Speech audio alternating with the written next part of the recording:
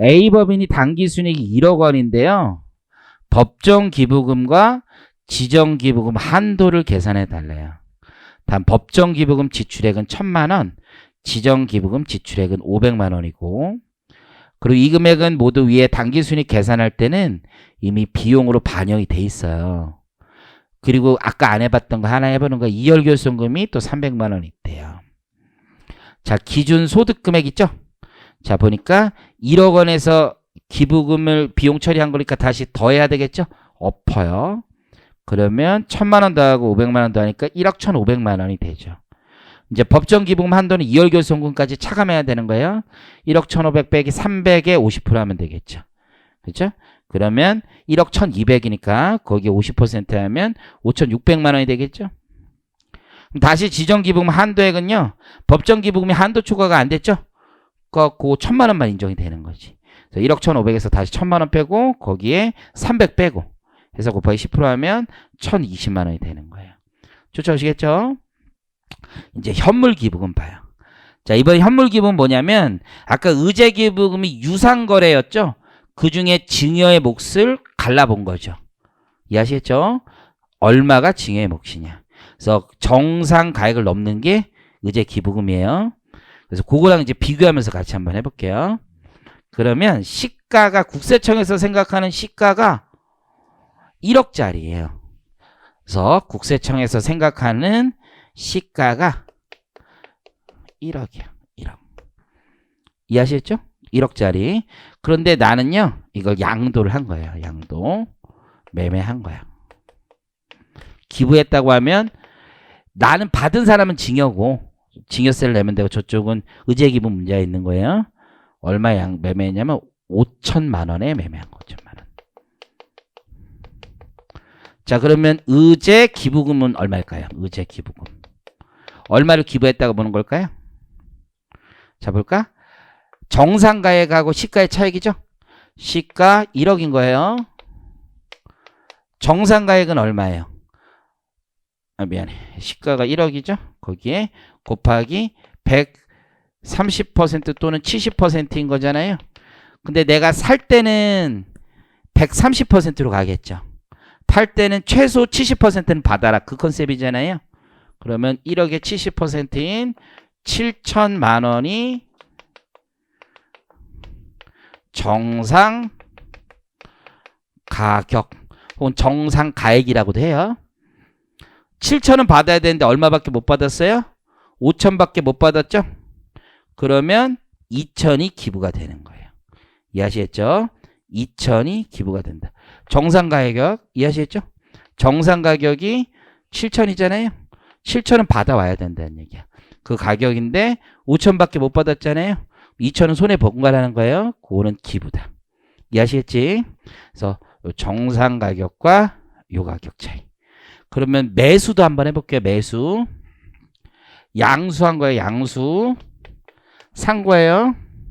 2억에 샀대요. 2억에. 자, 그럼 우리 친구 의제기부금은 얼마예요? 비싸게 산 거죠? 근데 시가와 매매가액 1억 차이를 다 기부로 보는 건 아니죠? 정상가액까지는 봐주는 거죠? 정상가액이 얼마예요? 시가 1억에 130%까지 인정되는 거죠? 1억 3천까지는 인정되는 거예요. 그럼 기부금은 얼마예요? 7천원이죠. 7천. 그렇죠? 너 말이 짧아 점점. 2억 빼기 1.3억 하면 되겠죠. 정상가격 그럼 0.7억. 7천이 기부라는 거예요. 이해하시겠죠? 자, 그럼 이제는 공짜로 주는 현물 기부야. 아까 의제 기부는 유상 거래했지만 너무 싸게, 너무 비싸게 거래한 거고 이번에는 그냥 공짜로 현물로 주는 거야. 이런 경우가 있어요. 우리가 회사가 내가 예전에 이제 했던 클라이언트가 화장지 만드는 회사였어요. 뭐 회사 이름 얘기하긴 그렇고 어쨌든 그 모 회사 킴벌리 클락이라는 회사인데 어쨌든 거기랑 우리나라의 뭐 제약회사랑 조인해서 만든 이제 화장지 만들고 여성용 생리대 만들고 뭐 이런 회사가 있단 말이에요. 그럼 그 회사가 만든 휴지 있죠, 휴지. 휴지 크리넥스 이제 그런 거를 막 기부를 많이 했어. 되게 많이 좋은 일 많이 했다고. 그러면 그거를 얘네 원가가 있을 거 아니야. 원가로 기부했는지 아니면 시가로 기부한 거를 볼 건지 요게 이제 쟁점이 되는 거야. 이해하시겠어요? 현물 기부할 때. 자, 그럼 한번 생각해 볼게요. 이게 무슨 차이가 있느냐? 얼핏 보기에는 아무 차이가 없을 것 같아. 왜냐하면 원가가 500이에요. 시가가 1000이에요. 그렇죠? 그때 보통 회사는 회계 처리를 어떻게 할까? 회계 처리를. 제품이라면 제품이 없어지겠지. 제품이. 그리고 500. 원가대로 처리하겠지.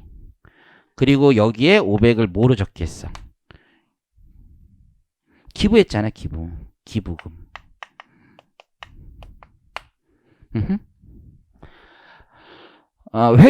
회계 원리 배웠다고 그랬죠. 재고자산은 배웠다고 그랬지. 지난번에 얘기했던 기억이 있어. 타계정 대체라고 배웠어요? 타계정 대체? 안 배웠어요? 타계정 대체란 말 처음 들어봐요? 얘기 좀 해줘요. 배웠는데 안 배운 척 하는 거야? 아니면 어떻게 된 거야? 처음 들어봐? 그래, 미안해, 그럼. 그걸 처음 들어본다고? 타계정 대체를 요즘은 안 배우나? 알려줄게. 이 회사에 기초 재고가 있을 거 아니야. 매입이 있을 거 아니야. 기말 재고가 있지. 그리고 팔린 것의 원가가 매출 원가란 말이야. 팔린 것의 원가가. 기초가 100이 있었고 매입이 1000이 있었어. 팔린 것의 매출 원가가 800이야. 기말이 200밖에 없어. 이 100이 뭐냐면 타계정 대체라고 해. 지금 저렇게 그냥 준 거. 팔진 않았지만 재고를 처리한 거. 실무에서는 재고 술부배에 기타 출고가 있어. 기타 출고. 판매는 아닌데 공짜로 주거나. 근데 매출 원가로 바뀌는 거 원래 재고자산 총계정 원장에서 팔린 건 다 매출 원가인데 아니면 제품으로 남아있던지. 근데 그 둘 중에 아무것도 아니야. 다른 계정, 기부금 계정, 어떤 계정도 좋아요. 타 계정, 다른 계정으로 대체되는 걸 타계정 대체라고 해.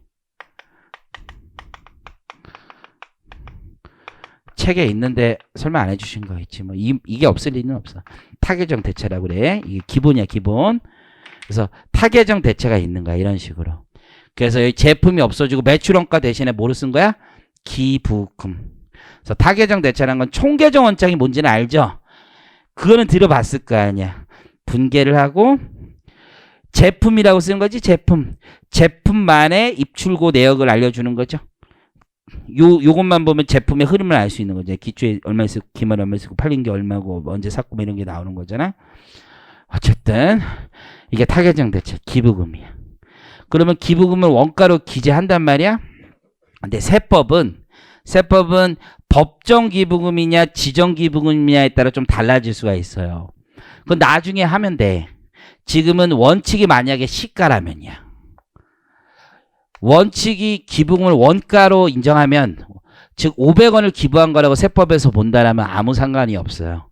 그리고 이거랑 아까 계산했던 한도랑만 비교하면 되는 거야. 근데 문제는 시가가 법조문에 있다 이거야.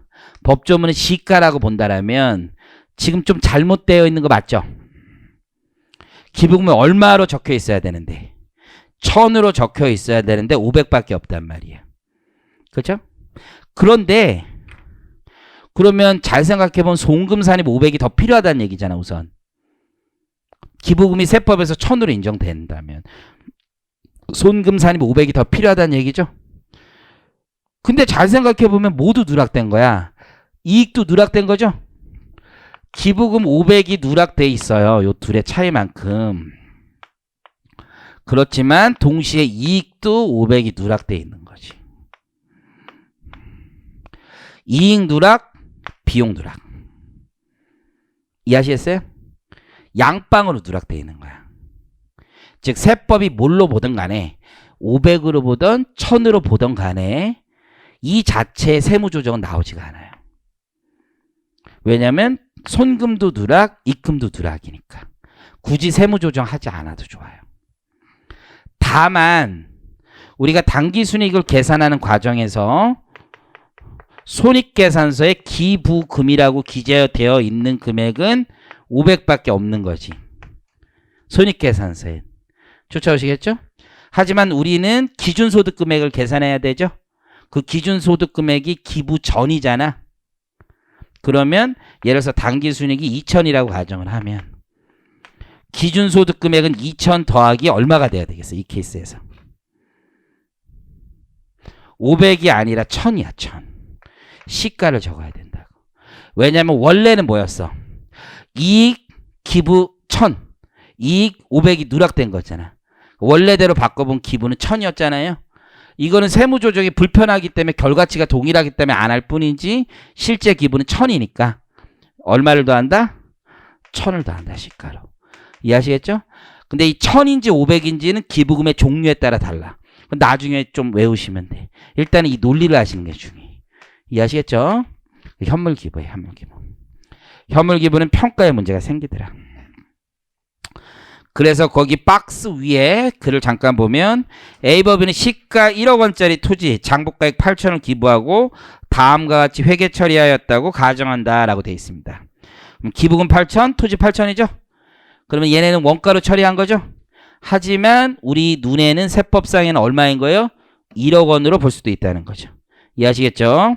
그래서 세법상 기부금 가액을 시가는 1억으로 본다면 세법이 8천으로 인정하는 경우도 있고 1억으로 인정하는 경우도 있어요. 1억으로 본다라면 장부가액 8천과 차익 2천만 원 유형재산 처분이익에 해당하는 거죠. 재구성을 해본다면 이런 거지. 땅을 팔았어요. 토지 8천, 현금 1억을 받았어요. 그 다음에 처분이익 2천이 있는데 그 현금을 곧바로 기부해 준 거랑 똑같은 거지. 그렇게 본다. 그렇더라도 어차피 네 번째 줄. 어차피 이익과 비용을 둘 다 누락한 것이므로 과세소득 그 자체는 영향이 없어요. 하지만 기부금 한도에는 영향이 있다 이거예요. 이런 것들을 나중에 좀 더 자세히 숫자를 가지고 배우십니다.